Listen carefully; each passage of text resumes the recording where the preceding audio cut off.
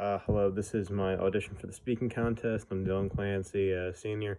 I know this is done really late, but taking in consideration my circumstances, I hope you'll still give it some thought.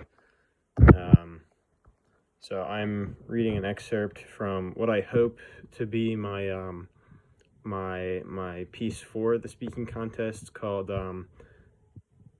Postal Hatred and Weighing the Worth of Asshole Simulators by Noah Gervais. It's a video essay speaking on this video game and how the stuff you like doing it kind of reflects things that happen in real life and how that can hurt and affect us as individuals.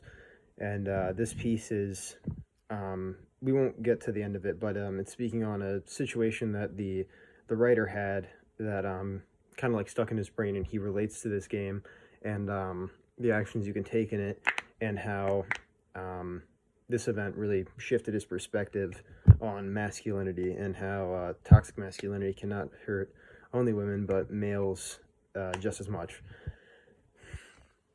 The thing that shifted my perspective the most from when I was 14 and thought that Postal 2 was hilarious, and now happened when I was 19 and happened to me that could have been lifted straight out of the game like Postal 2. It was the only time in my life when I actually felt like killing another person. The first ever car I bought was a 1978 Lincoln Continental, a beautiful, elegant, enormous machine. I drove it on a 2,000-mile trip from San Diego to Boston. It was the most prized possession in my life up to that point. And to cut a long story short, it was stolen. At 5 a.m. I got a call. "Hello, this is the Escondido Police Department. Is this Noah?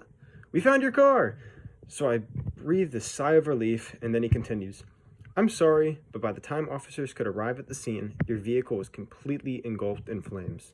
Like, not a little engulfed in flames, not something that would just buff out, but completely fucking engulfed in flames. It doesn't really get much more final than that. So I had to go to the impound lot that towed its carcass to, and that's when things get way worse. They demand proof of ownership of the car, and they would charge me $280 a day in fees until I provided them with proof in the full amount I owed them. Over $800 for the tow and one day's worth of storage.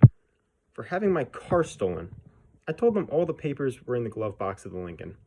And then, this woman, this awful woman whose awful face is seared into my memory for all time, looks at me, smacks her chewing gum, and says, 'That's gonna be a pretty big problem for you, 'cause that thing's a crispy critter.' It took me a minute to process what she had just said, and that she had literally just added insult to injury. And when I had processed it, it was obvious.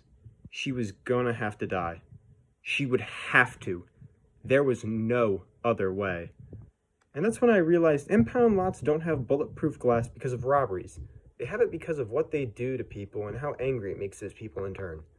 If that bulletproof glass hadn't been there, I would have done something I would have regretted, most likely involving her face and a nearby stapler."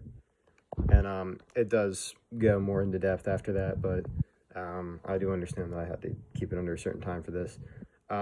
So again, I know it's late, but I hope you'll take this into consideration.